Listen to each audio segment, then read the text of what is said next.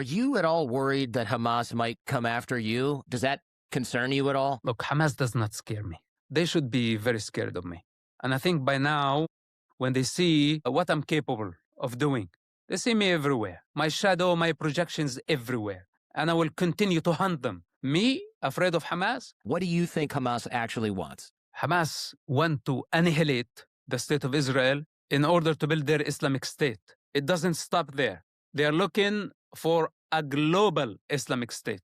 This is Hamas. So, of course, they can say, we are the victim. Israel is killing us. They can use the occupation as an excuse. They can say they killed many of us as an excuse. That they are looking for something that justifies their violence. And this is why we need to be very careful. No matter what, from this, they want pro-Palestine, I have no problem. Do it peacefully, okay? But in the meantime, make sure that you condemn a terrorist organization that want to annihilate a race, a religion, a nation that has contributed so much to the human life, so much to the human evolution. This is the Jewish people. And if we are not compassionate towards this, seeing things for what they are, then we have lost sight. Then we actually shooting ourselves in the head. This is what we are doing. So with that said, okay, you want to be pro-Palestine? First of all, get to know what Palestine is. You know, you will ask down the street, how many people, what Palestine? They don't know what Palestine is. You ask them, what was the name of the prime minister or the king or the president of Palestine prior to the establishment of the state of Israel? They don't know because there was no such a thing. Because Palestine is such a broad term. And it seems that many people are pleased to project their hatred through this. It's the human condition. It's the human delusion. I've seen it in the Middle East, and now I see it here in Manhattan. But this is ridiculous. Go home. Go find the real life. Go find a job. Contribute to life instead of going against and after the most productive people in the universe, the most intelligent people in the universe. This is something I came to realize in experience. So it's not acceptable. And this is Hamas propaganda. And those who follow Hamas lead, they're not only going towards self-destruction. They are ruining our civilization. And I love our civilization. It's not perfect, okay? And all civilizations are ought to fall. But this one, I want it to go for eternity because I think it's amazing. I love living in it. They prefer to see the entire Gaza Strip burnt down to ashes before they give up their ideology. This is the true nature of Hamas. The entire world is confused about their nature. So I say, okay, here's a test. If you love your people, if you care that much, get out. Go to Algeria. It's not that far. It's the same climate. People of Algeria love Hamas. They welcome Hamas. Hamas leaders been to Algeria parliament. They've been visiting with the president. They love each other. So why to die and cause the death of so many innocent people who has nothing to do with Hamas? This is the test. Will they accept this? Do you think they will accept that? Unlikely. Do you think that Hamas predicted this response from Israel in response to the attack, or do you think they bit off more than they could chew? You said the attack was more, it surprised you in scale. Do you think it maybe even surprised Hamas and how much they were able to get away with? It looks like they were surprised of how many hostages they were able to bring back. Because when they sent their savages, they promised them $10,000 an apartment if they bring one Israeli hostage. That was their promise. So those maniacs, when they crossed the fence, they went with lust, not only to kill Jews, but also to make wealth and to make security in life by destroying other people's lives. To the degree, when somebody on their way back, they found a corpse. They kidnapped a corpse. They did not only kidnap living beings, they kidnapped corpse to bargain for money and prisoner exchange. You tell me, this is not even terrorists. This is dark age savages, unheard of reality that we are witnessing in the 21st century. And people in the free world, we are failing to condemn them. We are failing to condemn this pro-Palestine. Shame on you, pro-Palestine movement. You don't have the capacity to say condemn Hamas. Hamas, a terrorist group. Hamas is designated by the United States of America as a terrorist organization for many, many years. And you as Americans, you don't have the power to just call things for what they are. Instead, you are escaping and going to blame Israel. I don't know what's the matter with this type of people. But anyway, whether they listen or not, Hamas is finished. Even if Israel will lose the American support, the Jewish people, they are not going to allow savages, Nazis, anti-Semitists, whatever you want to name them. You know, they have different names, but they are of the same nature, apparently. And everybody is just unmasking themselves. Like, it's very clear, basically, because now it's chaos. And in chaos, this is when people actually show their true nature. So go on, project your hatred on Israel. But I tell you something, from someone who has experience with the Israeli intelligence community, the most powerful intelligence service in the world, that they are going after Hamas until the end of the day. It doesn't matter where they go. It doesn't matter how far they're going to go. Even if Elon Musk put them on Mars, the Israeli intelligence is going to go after them on Mars and blow them up there. I tell you, as someone part of the Israeli intelligence operation. So this is a promise. And for you to understand that this is the reality of the Israeli response, you should know that Israel is not going to give up.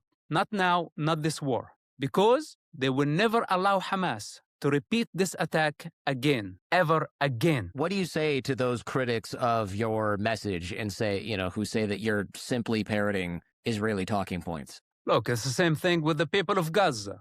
You know, when I first started convincing my father that violence is the end, you know, that was my private conversation with him. He refused. He insisted on that this is our right to defend ourselves. In his understanding, this is self-defense. To blow up universities, schools, synagogues, beaches, nightclubs, killing all type of people, Americans, teenagers, Europeans, Israelis, even Israeli Arabs died in Hamas terrorist attacks. So in his opinion, that was self-defense. It was impossible to rationalize with him, because if this was his delusion, it meant for him to die, to get out of the cave of his delusion. You know, looking at shadows and thinking that they are real. So anyway, even my own father I could not convince. And it did not stop there. I saved his life, you know, even though he was a convicted terrorist, you know, and because of my position within the Israeli intelligence, he was not touched. And he lived, and he's still living today because of my effort, you know, to save other people's lives and to save his ass from himself, you know. So basically, what was my reward? He disowned me. And you know what? I don't have hard feelings. I don't have feelings towards this problem because I had to conquer my feelings because of the majority opinion doesn't matter. But did it end at the family level? It didn't end. The entire nation. Okay, if the sound of reason, in their opinion, means treason, then this is their problem. I am firm. I stand on a solid ground. I don't need validation from nobody. Even 7 billion clowns out there, you know, say you're wrong. Doesn't mean that I am wrong. So whether they're listening or not, it begins with words. Reject my words. Then you will have to deal with fire. This is my promise. So, okay, you can stand hiding behind your mask of knowledge, whatever, as outsider observing the outside, and label me as much as you want. If my truth is not acceptable, then you will have to go through the fire of truth in order to learn on your own. It's going to be as simple as that. It's either you take it as simple as it is from me, or you will have to go through it. I survived, but I am not sure that you will survive. A lot of people disagree that the blood is on Hamas's hands, right? You mentioned this earlier. They say Israel has occupied Gaza for a long time. The strikes have killed civilians. They've locked these Palestinians up for decades in a refugee camp. I have to admit, I'm sympathetic to some of those arguments, right? I can't imagine living in a place like Gaza. I spent a week there. It's very eye-opening. It's sad. You feel the hopelessness. It's in the air. I don't think that excuses terrorism, to be clear, or murdering civilians, but a part of me understands how people get this way. Listen, it's a self-inflicted pain. This is what it is. When an entire society is under the influence of religious opium, drugged in their religion, drugged in their culture, incapable of seeing things for what they are, dwelling into cowardice that they are afraid to confront. They see the truth, they see the predator, but they don't have the power to fight. Then they choose to be silent. Others choose to take part with Hamas. Hence, an entire society is participating directly and indirectly. When a majority of the Gazans voted for Hamas, they made a very big mistake. Because when the majority agree on something, then they are partnering with this. This is exactly what Hamas did. They won the elections, and now they took advantage of the sheep that voted for them. Now, in a situation like this, a society has fallen from grace when they agreed to Hamas ideology, gambling with children's blood. They saw it. How many wars happened in Gaza, by the way? This is the fourth. Could not they see it? Could not they see it the first war? How Hamas played them? Could not they see it the second war? The third war? Cannot they see it now? What Hamas is doing to them? While Hamas leaders sit in 4 seasons in Doha, paying $1,500 a night. And the people of Gaza are dying, the children, the women, everybody. People don't have the power to just stand and say, this does not represent us. When we have a society that is paralyzed to this degree, that does not have the power, well, they already did. They already did long time before the strike. And this is what I've been saying from day one. They wanted me dead to contradict them. And they convinced the whole society that this is a traitor. But I lived long after their accusation, and I promise I'm going to live much longer, than all their delusion and their lies. You know why they hate me very much? Because when they see me stronger 1,000 times when I was back in the region. And they hate to see this. They are counting that if I got shunned by the family, I go into the unknown, I have no support, and I will die on my own. But guess what? I learned how to walk on my own and to be alone. And this is what the model that I'm trying to express to all the useless, powerless, with no consciousness, with no human potential, that they cannot fight and say, screw this, screw Hamas, I don't want to take part of this. Just jump off the fence, get the out of there, run for your life. Earth is big. So you tell me about society, people migrate, even the animal migrate, the butterflies migrate. When there is impossible condition like this, we have human predators that controlling this whole thing called Gaza. It's the oldest refugee camp in the world. It's supposed to be demolished 70 years ago. It's an unhealthy place with no infrastructure, most crowded area, or one of the most crowded areas on earth. What's the need for this? I don't mind, people relocating. 2 million people can be relocated going into the Arab world, wherever they want to go. Earth is big. Why to stay there under the rule of Hamas if you cannot fight Hamas? We have to eradicate Hamas, and the people still, asleep until it's too late. And now we're witnessing all this civilian casualties. The reality of war is ugly. Israel did not start this war. And Hamas started this war. They are the only ones to take the blame. The only party that has the children's blood on their hands. Believe it, don't believe it, it's your problem. Hamas has to go. We have to remove them from power because we cannot afford another Gaza war. It's as simple as that.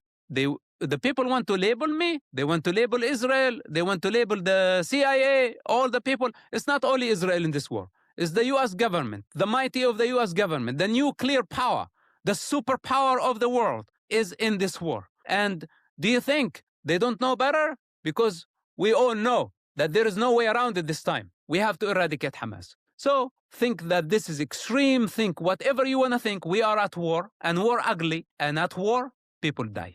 It's as simple as that. Okay, so they wanted to just pull such a barbaric attack in the worst possible way that would drag Israel into the dirtiest possible war where Israel would take the blame. This is Hamas thinking. This is the Iranian strategy.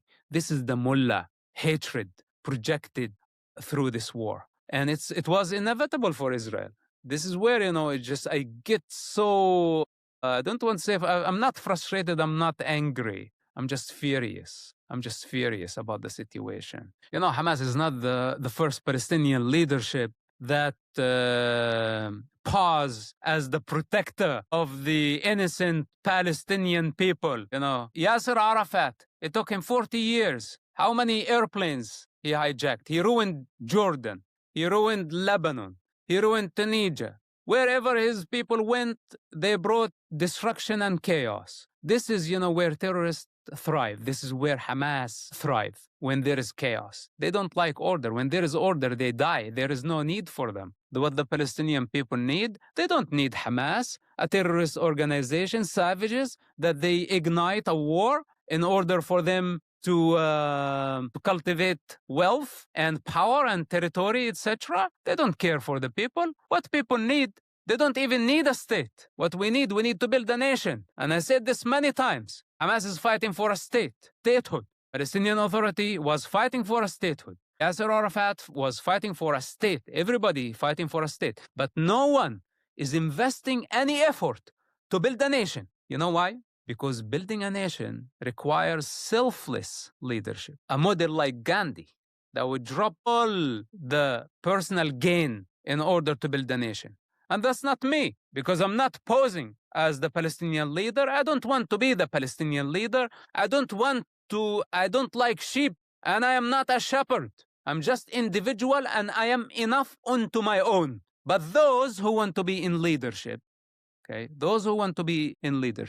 then they better be selfless. Build a nation. It takes a lot more effort to build a nation. Once we have a nation, a Palestinian nation, then we can start the discussion about a Palestinian state. But those, they want the state, because with the state comes power. With the nation comes lots of work and responsibility. They don't want that. They want the fruit, but they don't want the effort or to invest the effort. Hence, to this, I don't know what to call them actually. Nothing actually can define them. Because they're lower than the lowest definition that comes to my mind. So with that said, let's finish with Hamas. Then after that, we can help the Palestinian people. Priorities. Priority number 1, eradicating Hamas. Priority number 1. If we have a terrorist attack here down in Manhattan, first thing the police do, they go after the shooter to eradicate him. Then we can talk about, how we can heal the society from the trauma, how we can bring the economy back to its natural state, and how can we speed up the growth process. All this stuff we can discuss after war. Now we are at war, and it's an ugly war. It's a very ugly one. I know you've got to run, but as we close here, are you at all worried that Hamas might come after you? Does that concern you at all? Look, Hamas does not scare me. They should be very scared of me. And I think by now, when they see what I'm capable of doing, they see me everywhere. My shadow, my projections everywhere. And I will continue to hunt them. Me, afraid of Hamas? And what's the worst actually they can do? What's the worst, if you think about it? Because in your calculation, you think that the death of the physical body is the end of the story. And I tell them, if they want to take my body, you can take my body. But everything that I said about their truth and all the war that I waged against Hamas for the past 25 years will continue. It's a fire that is eternal. No man has the power to put it down. Not a government, not pro-Palestine movement, not intelligence service, not a majority of humanity can put the fire that I waged against Hamas for the past 25 years. This is what I've been in the work. What they want to come take this, behead me, try and see if it's gonna work for anybody. I'm not scared of Hamas. I'm not scared of Al-Qaeda, of this low-life savages. They are the ones that should be afraid, and hence I say, when I say this, I'm just individual, but I represent many. I represent many in India. I represent many in Southern East Asia. I represent many in Latin America. I represent many in America. I represent many in Europe, okay? Many of those who are silent warriors, but they are people of consciousness. We are seeing what's going on. And we are not counting on governments or United Nations. Yesterday, I was sitting at the Security Council of the United Nations. We can go wherever we want to go, if necessary. First, priorities. We are eradicating Hamas. We are after them. They are not after us.